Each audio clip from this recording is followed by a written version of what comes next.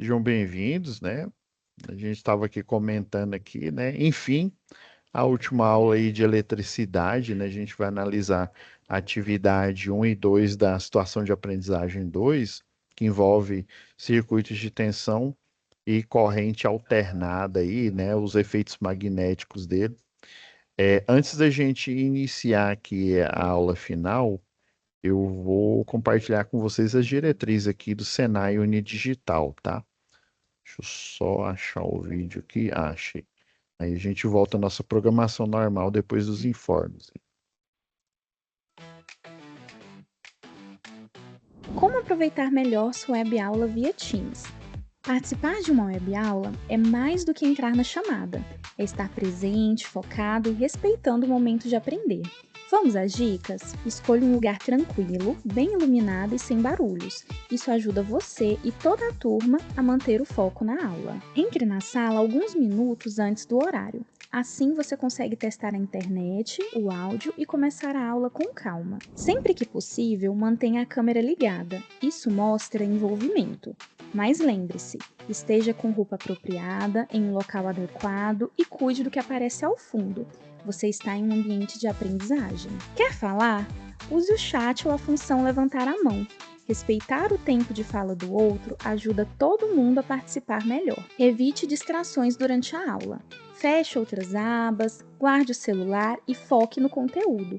Esse é o seu momento de aprender. Em caso de dúvidas sobre o conteúdo, fale com seu tutor ou tutora. Para dúvidas sobre acesso ou uso da plataforma, procure um monitor. Use o AVA, ele é o seu canal direto com a equipe. Você faz parte da aula e a gente está aqui para ajudar você a aproveitar o melhor dela. Pessoal, forçando aí, sejam bem-vindos, né? Leandro aí já entrou agora aí, Felipe, tá? Os demais. Deixa eu compartilhar nossa tela aqui. Eu até pedi para Carol reforçar aqui, enviando a mensagem para vocês, lembrando, né? É, do envio aí das atividades, né, da finalização. Eu tive um tempinho antes de finalizar a aula anterior que eu estava ministrando para outra turma, e daí eu vi que falta, ainda não está postado, tá, pessoal? Mas para o Jardim Colorado ainda falta um momento presencial, vou colocar a nota de vocês, tá? E do e aí de Jataí ainda falta dois, se eu não me engano. Eu tinha postado até o sexto aqui, falta dois, tá? Aí eu não esqueci, não. Vou postar. Eu vou dar uma olhada aqui, né? Depois, né, se tem mais algum envio aqui, tá? De eletricidade. Não esqueça, pessoal. Aí eu não me lembro. Eu sei que teve um aluno, acho que foi dessa turma aqui, que eu tô tendo outra turma também. Tá mais ou menos na mesma. Estão só um pouquinho adiantado de vocês. Que entrou depois, acho que foi o Pablo, se eu não me engano. E aí, não esquecer, pessoal, dá o C de comunicação oral escrita, tá? Se ainda tiver alguma coisa pendente aí, tanto para a turma do Jardim Colorado quanto para a turma de Jataí, tiver pendente aí, envia lá, tá? Que aí eu geralmente deixo na nuvem e vou aqui na minha pasta aqui atualizando as notas, né? Fazendo as correções, colocando as notas dos presenciais aqui, né? De cada turma aí, tá? Não esqueçam de enviar para não deixar para a última hora. Então, hoje a gente vai analisar a última atividade aqui, tá? Aí, como de praxe, vou deixar o material, né, o material mais enxuto para vocês, né, da análise da atividade, tá? E aí, essa daqui hoje vai ser mais rápida, porque na aula anterior a gente falou dos princípios e aquela de análise de circuito, inclusive eu estava até comentando aí com um colega, e desculpa o seu nome, é porque você está com outro login aí. Eu tô com o login da minha esposa, Kátia, é Jomário. Ah, ó, Jomário, né? Então, Isso. Jomário, aí a gente estava comentando aí, né, e falando, né, assim, da dificuldade, da diversidade, por exemplo. essa parte aí de fasores, né? Que nada mais é do que aplicação da física, vetores. Também a gente vê lá no terceiro ano do segundo grau as equações de curvas, né? Equação da circunferência, né?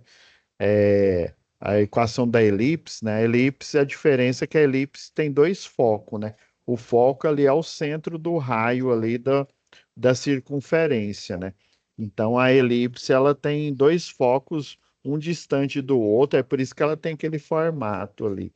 E aí geralmente a gente estuda assim com mais propriedade lá no curso de engenharia, tá?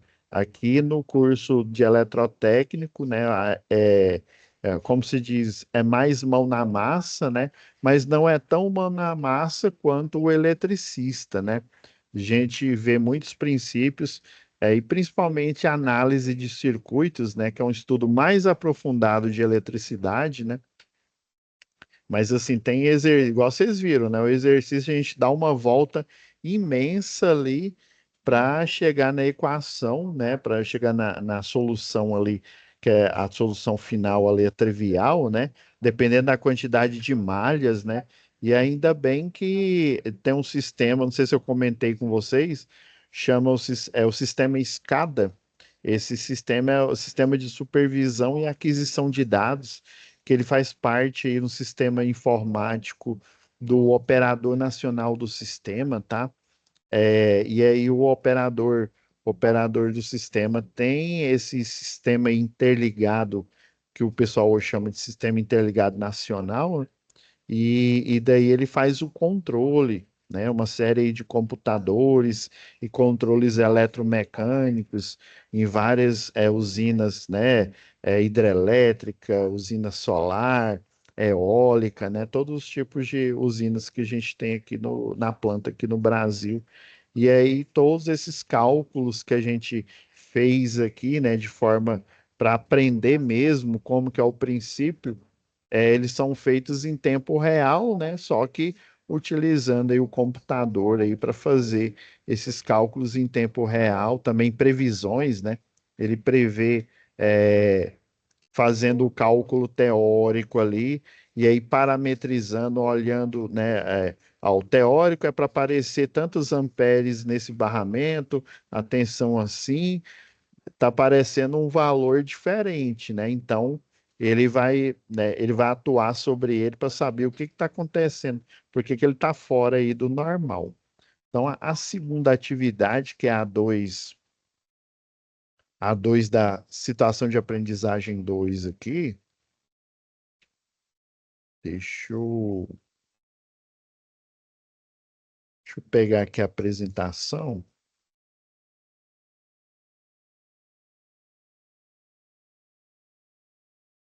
A gente tinha parado aqui, né, na solução aqui final.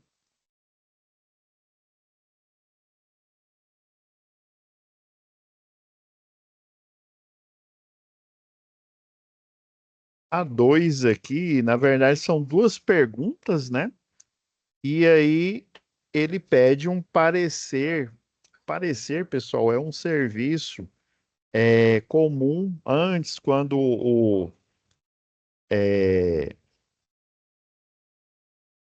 os técnicos estavam, né, no CREA aí, e era tudo junto ali, né? O parecer técnico é igual eu falei, em aulas anteriores aí, e eu ainda vou, no próximo módulo, a gente vai um pouco mais além. Mas assim, tem vários tipos de serviço, por exemplo, o projeto, né? Projeto elétrico é um tipo de serviço, tá? Aí tem o as-built do elétrico, você fazer um laudo, né?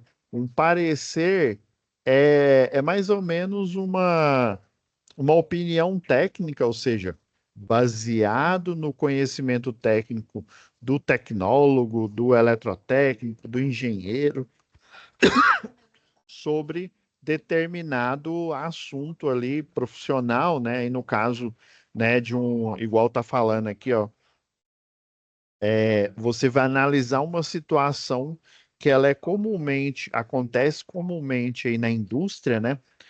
E aí a letra A, né, calcular a potência reativa e aparente, além do ângulo do fator de potência, né? Novamente aí a gente, né, é, toca no assunto aí do fator de potência, do triângulo das potências, né? Sabendo que o motor possui uma potência ativa de 7,5 CV, né, cavalo vapor, e fator de potência de 0,72, tá? E daí a letra B é basicamente ele fazendo a correção desse fator de potência, tá? E corrigindo, né? Mas, professor, o que que seria essa correção? A correção, quer ver? Deixa eu colocar lá no. é, eu até deixo. Eu nem vou colocar naquele modo apresentação, que aí, por algum motivo aí, não aparece o que eu escrevo, né? Eu vou deixar assim, sem o modo apresentação. Eu vou até aproveitar aqui, tá? O fator de potência, igual eu expliquei. Eu vou até voltar um slide aqui, ó, lá naquele inicial, né? Existe analogia, só para a gente relembrar aqui, né? A água, ela tem energia potencial gravitacional acumulada, vai virar energia cinética, ela passa pelo caracol aqui, né? Gira a turbina. Para hidrelétrica, geralmente eles utilizam uma turbina chamada Francis. Aí essa turbina ela tem um controle, tem um sistema que ela é chamado de CAG. É um sistema chama controle e alívio de carga, tá? É CAG, né? Aí esse CAG aí, ele está interligado com esse sistema que eu falei informático SCADA, e aí ele faz, né, de forma automática. Antigamente era puramente eletromecânico, ele faz de forma ali automática, computacional, o ajuste. Se, por exemplo, se eu tenho, vamos supor, eu tenho um local, uma cidade aí que eu tenho, sei lá, é, 3.000 clientes, juntando indústria, casas, comércios. Vamos supor que eu tenho 3.000 unidades consumidoras. E aí eu abro uma a mais. Quando eu crio uma a mais e coloco ela acoplada no sistema, ligo os equipamentos, né? O que o pessoal chama de comissionamento, ele vai gerar aqui no gerador, né? Vai gerar um consumo, vai ter um consumo, e esse gerador aqui, ele vai ficar com o eixo mais pesado, tá? Um eixo mais pesado justamente porque na conversão eletromecânica aqui, ela está fornecendo uma carga, ou seja, aí no caso elétrica, né? E também um componente de peso aqui, né? De travamento nele. Então, o CAG, né? Esse sistema de alívio de carga, ele controla as pás aqui, né? E com a mesma energia cinética, né? Que ele da altura aqui, todo calculado, né? Ele faz um controle dessas pás, fazendo com que o gerador ele tenha mais torque no rotor, né? E aí ele consiga suprir essa carga. Então ele faz isso de forma, né, online, né? Ou seja, 24 horas por dia, e ele precisa fazer isso, né, tanto para fornecer mais energia para o sistema, tá?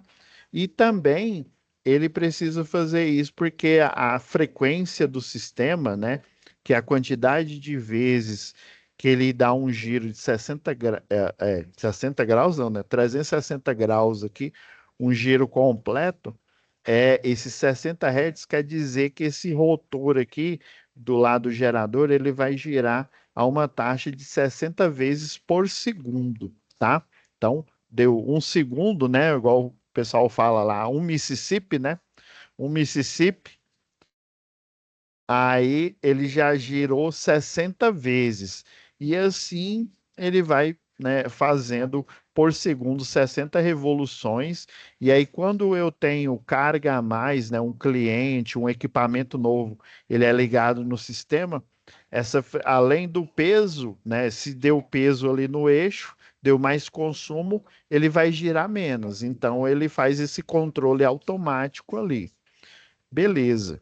E aí, assim, agora falando, né, porque na aula passada, no exercício anterior, a gente falou do triângulo das potências um pouco, mas a gente focou mais no triângulo da impedância, né, que é a resistência elétrica influenciada por um indutor, influenciada por um capacitor, né, através da reatância indutiva, da reatância capacitiva, respectivamente, né? Então, todo o sistema, ele tem uma quantidade de energia ali que ele acumula, né? E aí, por exemplo, para eu conseguir gerar potencial elétrico, aí agora eu não estou falando de gravitacional, não. Para eu gerar potencial elétrico nos terminais de cada uma das três fases de um gerador aí, eu preciso gerar um campo eletromagnético. Aí esse campo eletromagnético, que são essas linhas pretas que eu desenhei aqui, né? Obviamente elas se o gerador tivesse desse jeito aqui, podia mandar rebobinar ele, né? Mas aí os domínios, né, os campos magnéticos que a gente estava comentando, que eu estava comentando aqui com o Josieldo antes da gente iniciar a aula, eles vão ser perfeitamente lineares ali, né? Atravessando, se eu não me engano, dá uns 18, dá uns 16 metros mais ou menos aqui, ó, ele vai atravessar, né? Aí tem que ser um eletroímã muito forte. Aí, em função de ser um eletroímã, ou seja, ele não é um ímã permanente, né? Não sei se eu já comentei com vocês, né? Talvez até vocês já saibam desse fato aí do segundo grau. O ímã permanente, ele nada mais é do que o minério de ferro oxidado. Uai, é o minério de ferro enferrujado, é, professor? A magnetita? Isso. Ele é o óxido de ferro, só que ele é oxidado, ou seja, enferrujado em alta temperatura e em alta pressão, não é a CNTPs, né? CNTP é uma atmosfera, né? 24 graus, né? Ou seja, ele fica numa alta temperatura. Inclusive, se você quiser criar um ímã não natural, ou seja, que não é um eletroímã e que ele é uma pedra semelhante, vamos dizer assim, uma pepita ali semelhante ao ímã natural, né?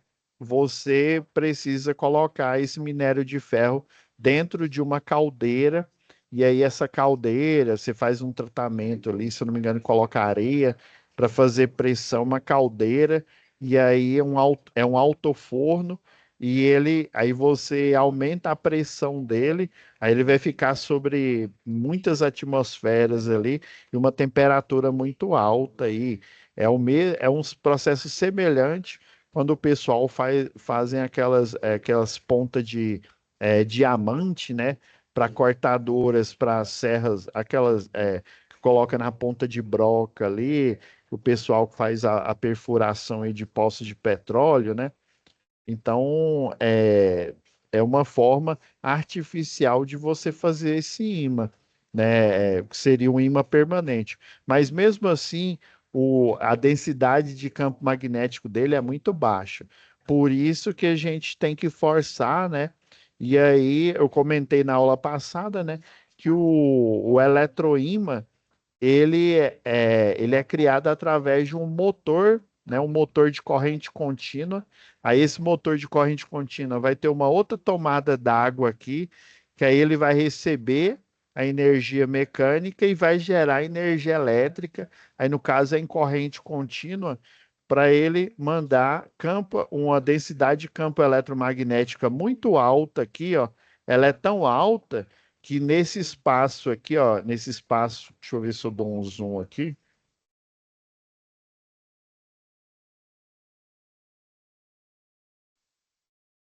Em máquinas elétricas, esse espaço entre o rotor, quer ver? Deixa eu tirar as linhas magnéticas aqui.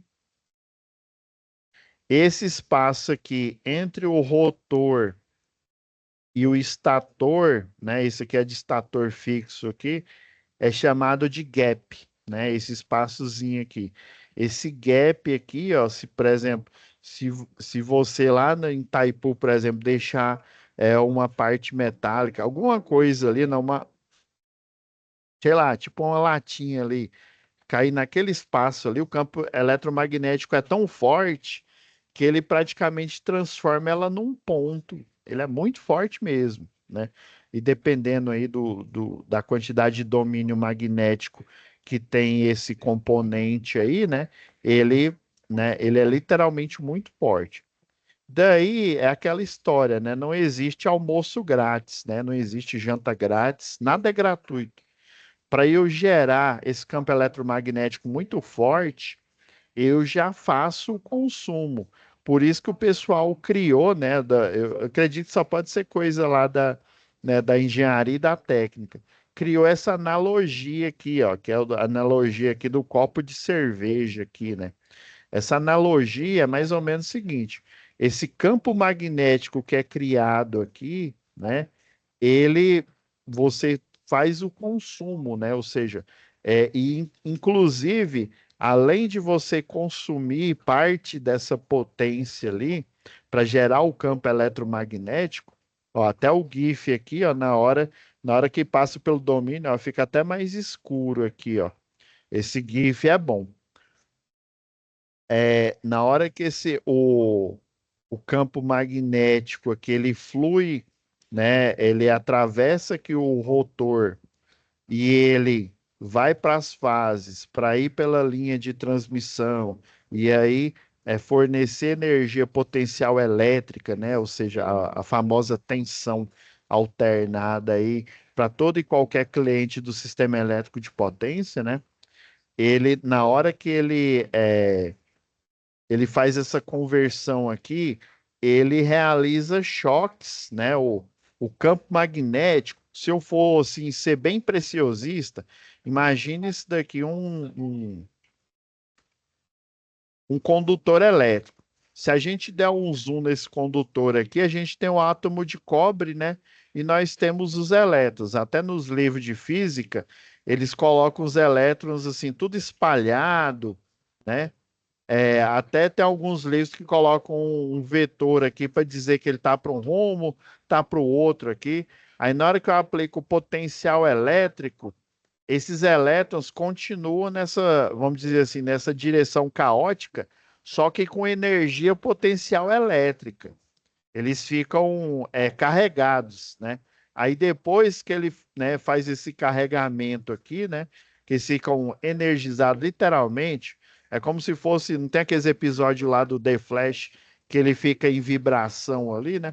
Eles ficam energizados. Aí na hora que eu fecho o circuito, ou seja, eu ligo um equipamento, esse elétron vai sair de um átomo de cobre e pular para o outro. E assim ele vai fazendo esses saltos aqui. Aí, na hora que o elétron se liberta, vamos supor que o elétron é esse pontinho preto aqui, ó. Isso que eu estou desenhando aqui. Vamos fazer de conta, essa carga pontual é um elétron, tá? Aí o elétron, normalmente, ele tem um campo eletromagnético. Um campo eletromagnético sai dele, semelhante ao campo eletromagnético, né? A linha de campo aqui semelhante ao campo eletromagnético da Terra aqui, né? Se eu tivesse um ímã, né? Um ímã, a representação seria essa. Só que na hora que esse elétron ele está interligado com outro elétron, fazendo, né, o papel aí vamos dizer assim, deixa eu desenhar melhor aqui. Fazendo a ligação à nuvem eletrônica aqui, né?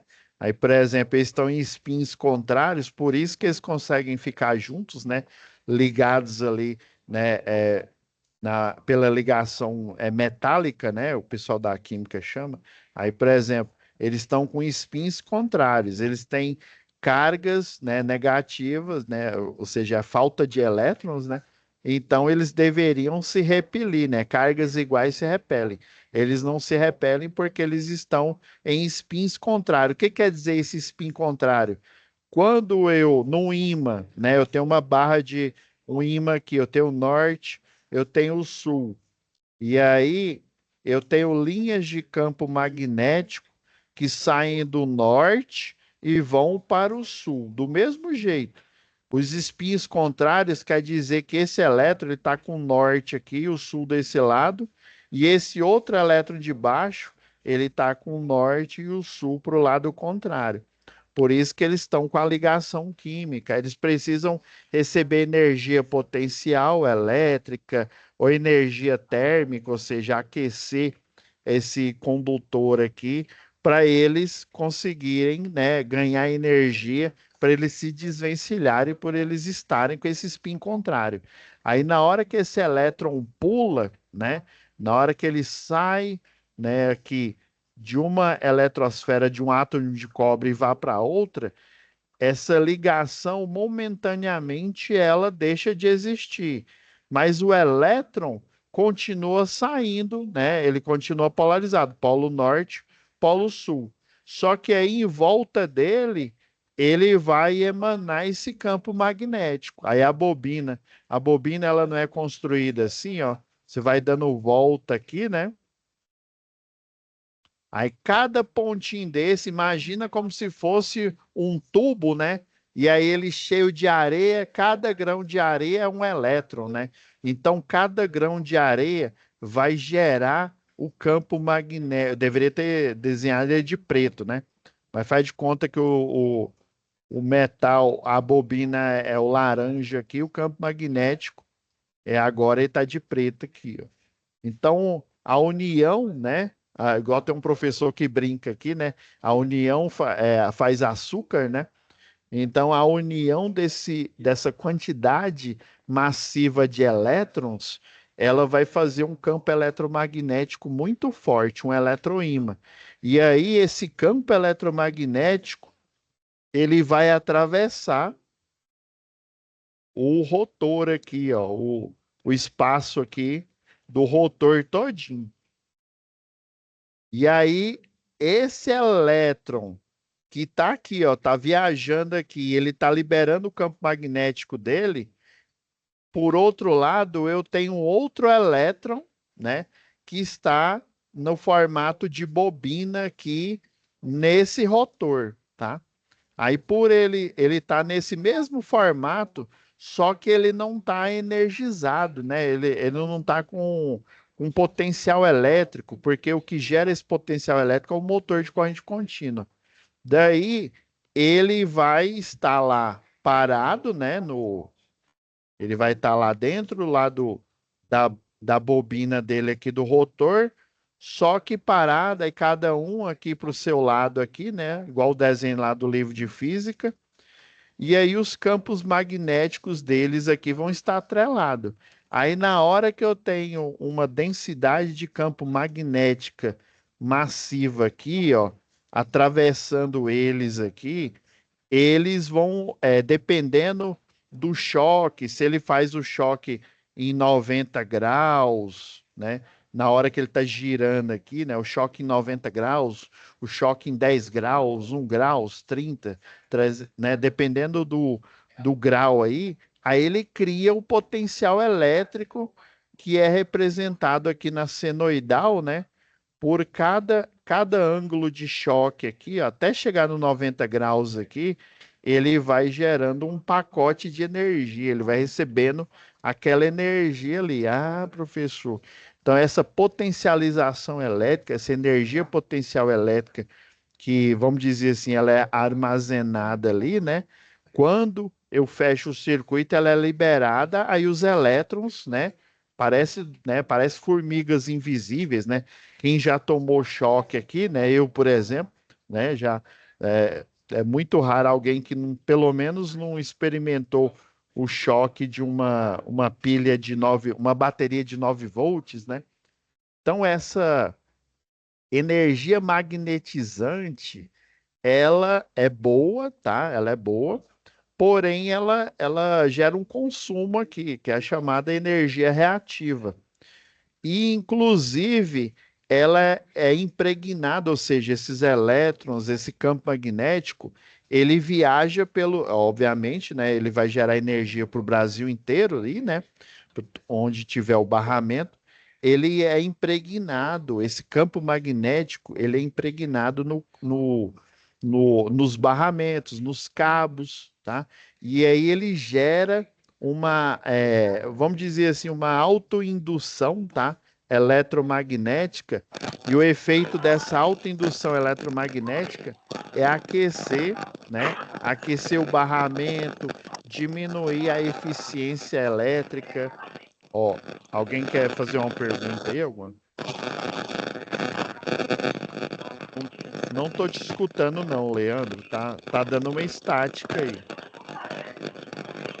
Eu vou só ativar o mudo por enquanto ali, ó. Aí depois se quiser fazer uma pergunta aí depois, você me fala aí, tá?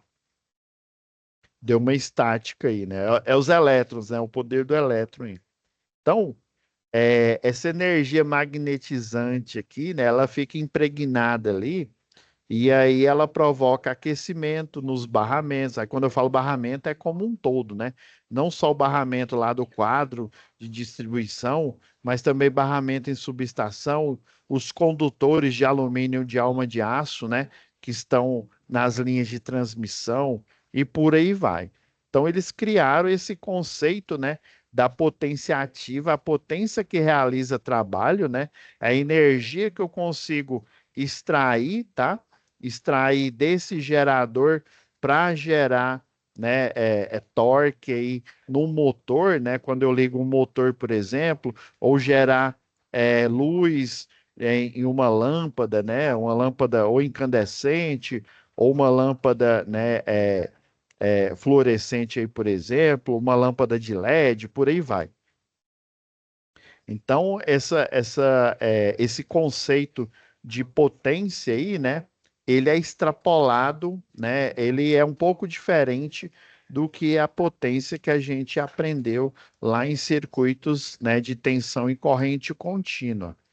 O problema é que potência, se a gente for olhar lá na fórmula aqui, né? Potência é igual a tensão multiplicado pela corrente, tá? Então, a unidade de medida de potência, a natural, né, a original que os físicos criaram é o watt, tá? A unidade de medida da tensão, geralmente a diferença de potencial é um U, tá? Tem muito livro que coloca V, mas é U, tá? Vezes a corrente elétrica, que a unidade de medida dela é o ampere. Daí ficaria meio estranho. A potência aparente seria a potência total do sistema. A potência que ele utiliza para fazer a magnetização do sistema, né? Que desperdiça, né? Mais a potência que ele utiliza para realizar trabalho elétrico, tá? E daí, para não ficar, né? Essa potência em watts, né?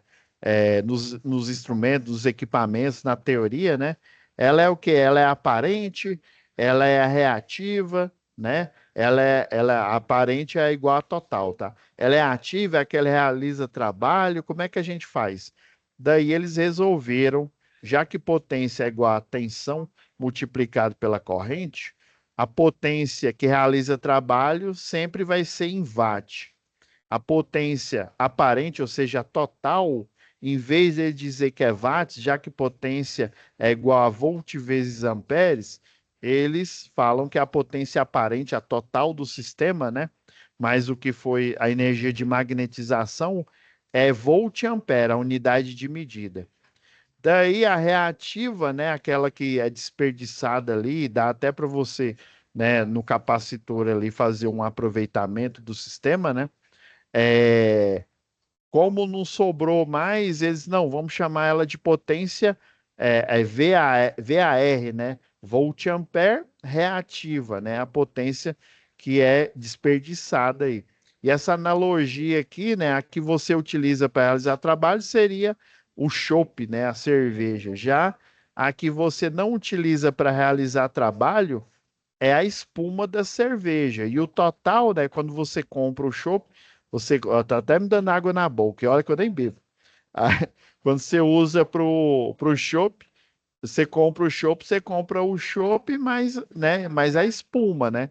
E no sistema elétrico de potência, essa espuma aí, né, é a quantidade de reativa que é utilizada no sistema.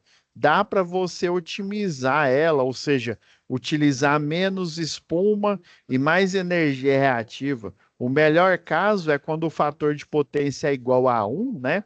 Aí por isso que, fala fator de potência 0, alguma coisa, né?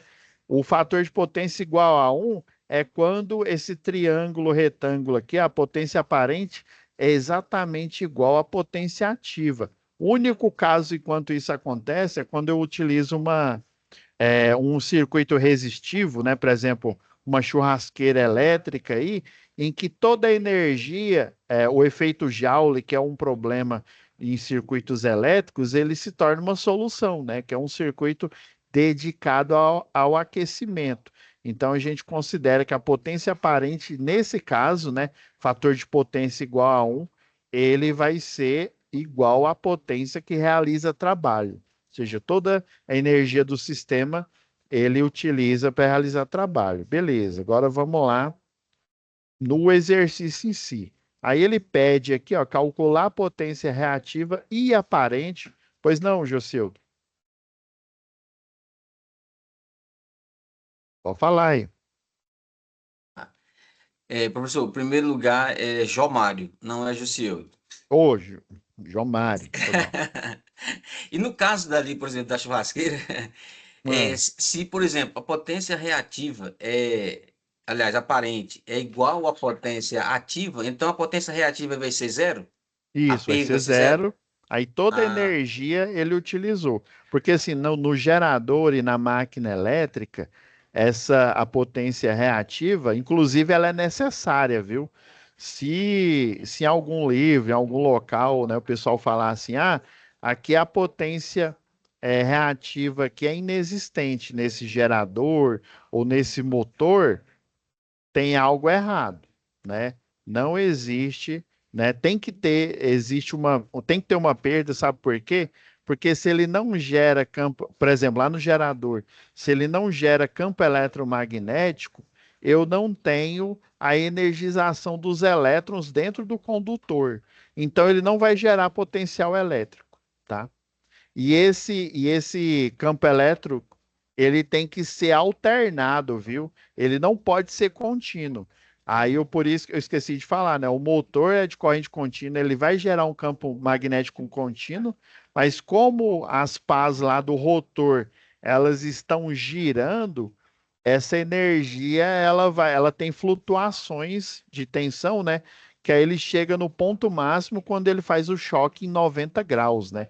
Que ele é o elétron no condutor lá da bobina do rotor, ele é o mais energizado possível, tá? Não, mas é isso mesmo.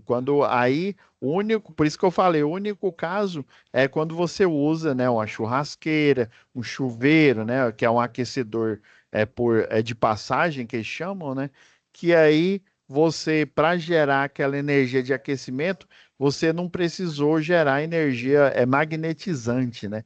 Por isso que a potência em volt-ampere, né, a aparente, a total é igual à potência ativa. Inclusive, a reativa é zero, né? É aquele caso em que o garçom ele é gente boa com você. Ele abre a serpentina bem devagarzinho e vai derramando o chopp com quase inexistência de espuma, né? agora deu Beleza. água na boca e eu bebo, Né, hein? né, agora, né, ó, ainda bem que não sextou ainda. Então, né, mas é isso mesmo. Então, o fator de potência no triângulo das potências, ele é igual ao cálculo do cosseno, que o cosseno é o quê? É o cateto adjacente ao cateto ao lado do ângulo, né, de choque, dividido pela hipotenusa, tá? Daí, deixa eu pôr para o próximo aqui, ó. O primeiro passo é você fazer essa conversão, né? Essa conversão a gente encontra, depois eu mostro para vocês, tá? Mas depois vocês me lembram aí, né?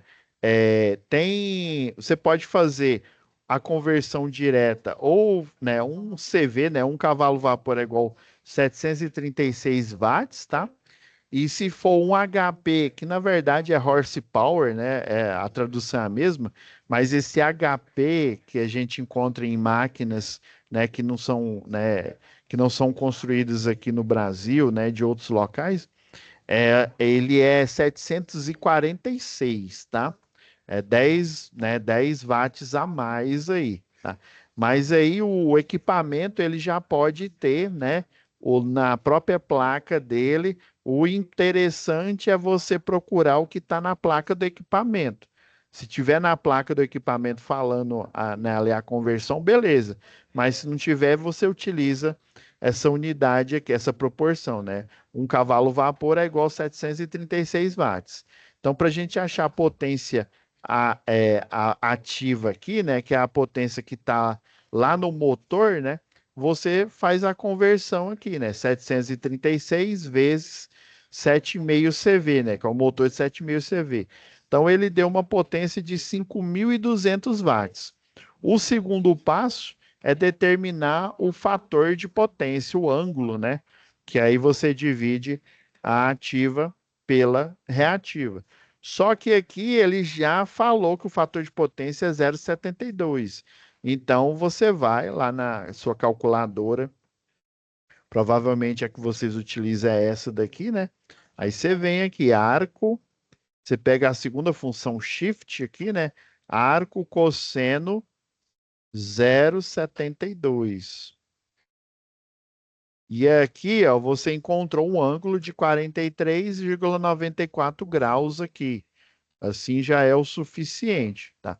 Então você encontrou o ângulo, né? O ângulo, inclusive, esse motor aqui, ele deve ser mais barato, com certeza. Existem motores aí, né, com a construção melhor, com mais precisão, né? A dopagem do material da bobina ali, ela tem uma pureza melhor do que, às vezes, o cobre que está ali, né? Extraiu ali da bauxita ali, ele não está muito puro, né? Ou não está na proporção correta, né? Eu não me lembro se quanto mais puro, melhor, né? É igual o ouro, né? O ouro a gente não cria, por exemplo, anéis de ouro puro, né? Porque senão ele é muito mole, ele é muito, você tem que fazer ali uma amálgama, né? Para ele ter a dureza, porque senão você não tem esse anel por muito tempo, não. E aí, né, dependendo da dopagem, da construção dele, ele vai ter um fator de potência natural do motor, tá? Aí, geralmente, na placa do motor mostra isso. E aí, esse motor, né, ele deve ter sido mais barato, ele não é tão eficiente. Lembrando que a Agência Nacional de Energia Elétrica, ela recomenda o fator de potência de 0,92, né? É praticamente eu dizer, não é a mesma coisa, tá? Mas é praticamente dizer que ele tem uma eficiência, né? Ele teria um rendimento ali de 72%. E o recomendado aí pela Agência Nacional de Energia Elétrica é o 0,92, tá? Antiga lá para a década de 80 mais ou menos era 0,82, né? Atualmente aí já tem bastante tempo é 0,92. Então, esse motor aqui vai ser necessário fazer a correção do fator de potência. Então, olhando o próximo, né, o próximo passo aqui, ó, terceiro passo, que é determinar a potência aparente, né? A ativa a gente já tem, que é a realiza trabalho, né? Que estava em CV, a gente só converteu ela aqui para watts, né? Com o ângulo do fator de potência, né? A gente utilizando aqui a potência aqui é o cosseno, né? A potência que o cosseno não é a potência ativa, né? O cateto adjacente pela hipotenusa aqui, né? E aí você só muda aqui na fórmula aqui, né? Vai ficar a potência aparente, né? Que é essa daqui, ó, o S. Geralmente nos livros ela é um S mesmo, tá? Aí a potência ativa, que é o P, dividido pelo fator de potência, né? Então, você pegando a potência que realiza trabalho dividindo pelo fator de potência, você encontra a potência aparente, tá? Então, aqui, ó, se você fizer uma subtração aqui, ó, é praticamente ele está usando, né? Quer ver? Ó, vamos fazer o próximo cálculo aqui, ó. determinar a reativa. É a reativa, para a gente achar aqui, a gente pode utilizar o seno, né? Que o seno é o cateto oposto do ângulo aqui, né? Dividido pela hipotenusa, que é a potência aparente, que a gente acabou de achar aqui, que é o 7.666, tá? Então, fazendo, e a gente já tem um ângulo, né? O ângulo achou pela fórmula do arco, né? Arco cosseno. Então, a gente tendo o ângulo aqui, ó, aí fica a potência aparente, tá? Às vezes, dependendo do livro, geralmente eles colocam um Q maiúsculo aqui, tá? Mas tem muita fórmula que Q maiúsculo é vazão, né? Ou quantidade de carga, né? Né? Aí, por isso que eu coloquei VARQ. Então, a fórmula prática aqui, utilizando o triângulo das potências, né? Você vai ver que é a potência aparente multiplicado pelo seno do ângulo que a gente achou aqui, né? Que é o 43,94. Aí deu uma potência aparente de 5.319. Aí você olha assim, você, peraí, rapaz, para ele gerar uma potência, um trabalho de 5.520 watts, ele gerou um campo magnético ali, né, para esse motor, é, um, a energia foi quase a mesmo tanto que era para realizar trabalho. Vocês estão entendendo onde que a gente quer chegar? Esse motor provavelmente deve ter aquecido muito, porque ele gastou muita energia para ele realizar trabalho. Ou seja, é, dessa potência que ele realiza trabalho, na verdade, ele, se a gente tirar aqui, ó, o total menos, né, fazer uma continha rápida aqui, né, o total aqui, ó, 7.666,67 menos o que realiza trabalho, né? 5.520 é como se eu tivesse na prática um motor de 2.146 watts de potência. Ou seja, mais de 50% do que ele, né, do que ele gera, ele utilizou para gerar o campo magnético, né? E aí ele ficou com uma potência baixa aqui, tá? Com esse fator de potência. Professor, então tem como eu modificar, né? Melhorar esse motor aí, né? Para ele aquecer menos e não gerar. E inclusive, na hora que você é, liga o motor no sistema, além da corrente de partida, que ela é muito alta, né?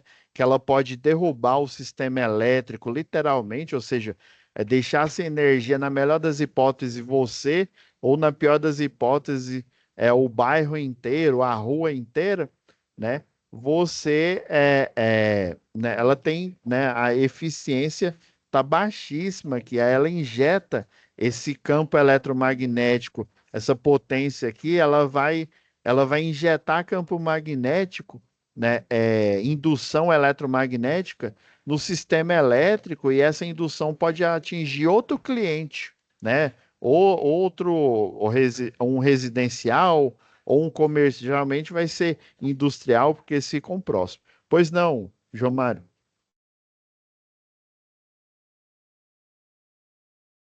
tinha perguntado aí? Vamos seguir aqui. Aí daqui a pouquinho você pergunta aí. Aí sendo assim, né? A potência é reativa e a aparente, né? Tem esses valores aqui. Agora a letra B, né?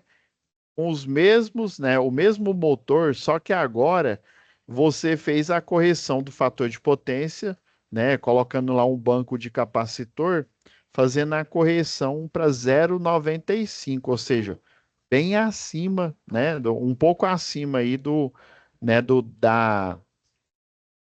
recomendado aí pela ANEEL, né? Então, fazendo os mesmos cálculos aqui, ó, achando o arco cosseno de 0,95, você, você encontra a quantidade de graus aqui, ó, 18,19 graus, né? Então, aí você de novo vai achar a potência total a aparente. Tá vendo que agora ela está muito próxima da potência ativa, né? A potência que realiza trabalho. E fazendo os cálculos aqui, né, os mesmos cálculos, só agora com o ângulo de 18,19, né, que fica bem embaixozinho aqui, né, deu uma potência reativa de 1813 volt-ampere reativo, ou seja, para ele gerar uma potência de 5.520, ele consumiu apenas, desses 5.520, ele consumiu 1.813 aí. Então, na prática aí, né? Se a gente for fazer a conta aí novamente, né? Na prática,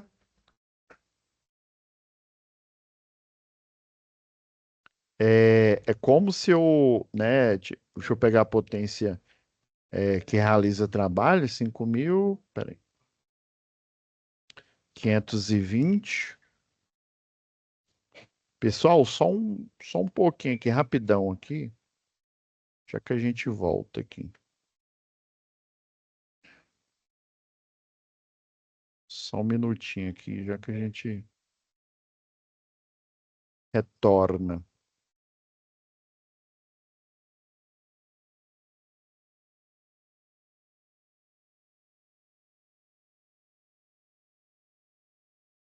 Rapidão aqui, galera.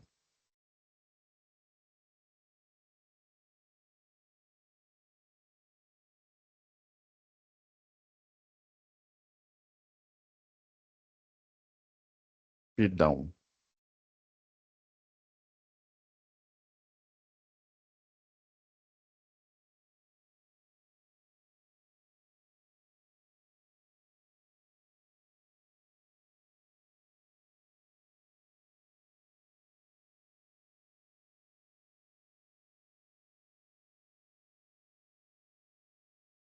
Beleza, galera.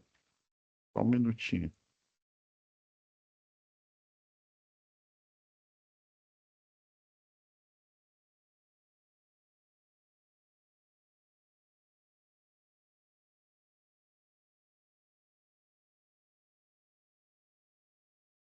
Travou aqui o sistema.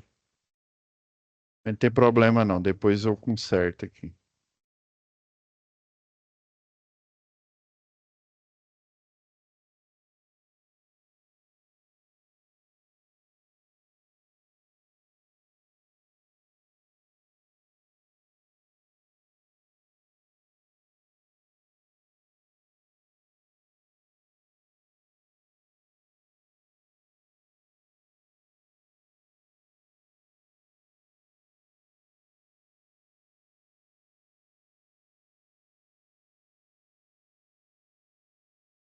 Beleza, vamos voltar aqui, pessoal. Finalizar aqui. Deixa eu compartilhar de novo a tela aqui.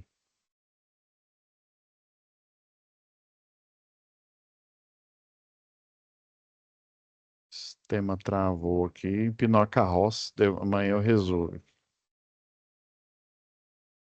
Vamos lá. Então, ele.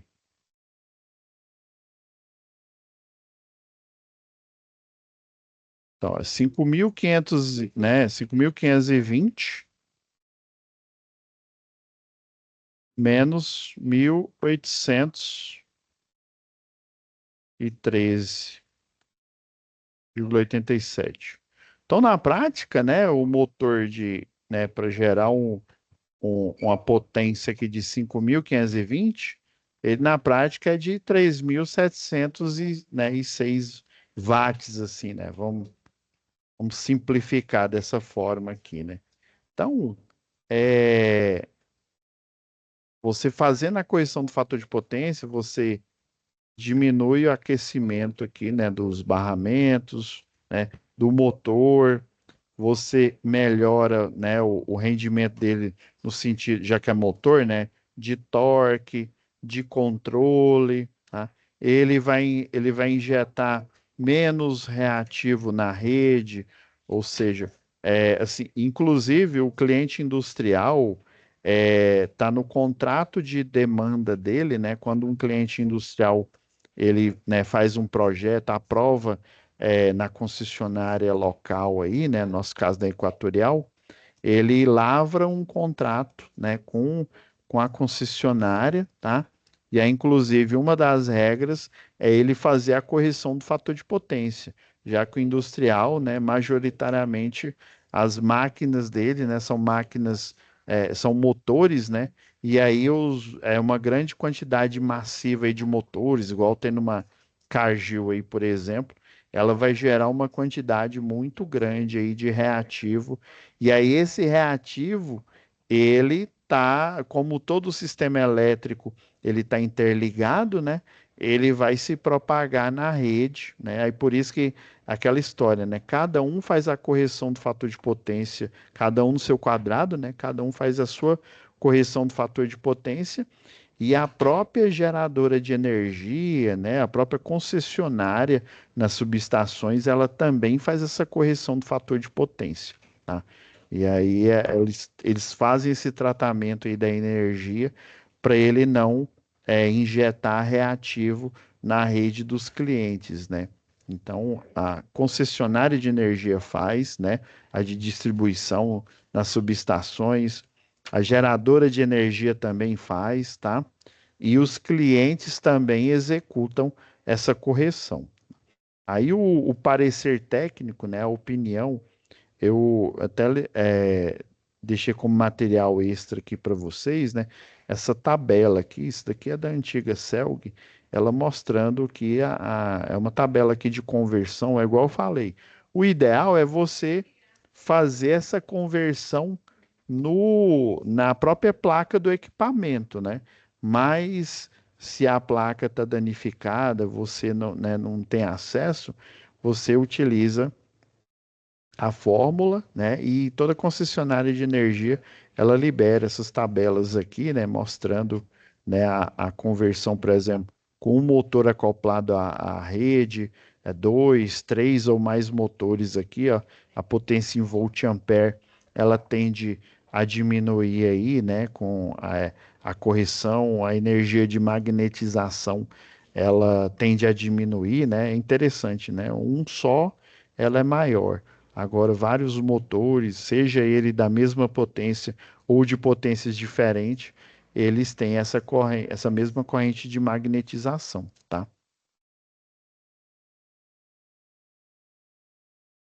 E aí, a opinião técnica aqui, ó, né, é que com a correção, né, que ela é necessária, né, vocês podem pôr aí, né, no relatório aí, ela é necessária para a indústria, né? Então ela faz aqui, eu até fiz o desenhozinho aqui para mostrar para vocês, né? Originalmente o motor, né, ele tem um fator de potência que está fora dos parâmetros aí da concessionária, né, que é de 0,92 da ANEEL. Vocês colocam isso no relatório e aí, né, fazendo a correção do fator de potência, né, para preferencialmente de 0,92, o ângulo diminui a injeção, a injeção de energia magnetizante, diminui o aquecimento nos barramentos, né? Melhora a segurança, né? Já que você diminui essa injeção aí e dependendo, às vezes você pode até anular essa injeção de fator de potência aí na rede, tá? Então é isso, pessoal.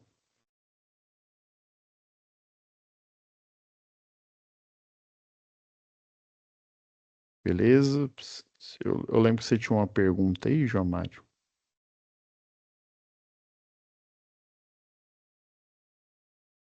Não? Então tá bom.